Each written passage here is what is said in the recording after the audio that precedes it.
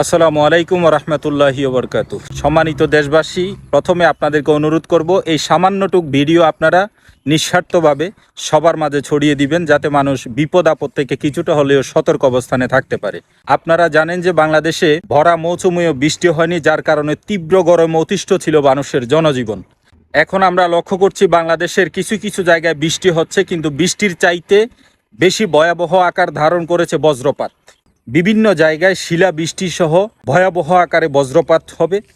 যারা আপনারা ক্ষেত খামারে কাজ করেন, মাছের ঘেরে কাজ করেন, লবণের মাঠে কাজ করেন সহ বিভিন্ন ফল ফলাদির বাগানে কাজ করেন, এই সহ আরও বিভিন্ন জায়গায় আপনারা যারা কৃষি কাজ করেন, অবশ্যই আপনাদেরকে আমি অনুরোধ করব, এই যে বজ্রপাতের সময়, বৃষ্টির সময় আপনারা টাইম দেখে, আকাশের পরিস্থিতি দেখে তবে আপনারা কাজে নামবেন এবং সর্বোচ্চ সতর্ক অবস্থানে থাকবেন। কারণ ইতিমধ্যেই সারা বাংলাদেশে বজ্রপাত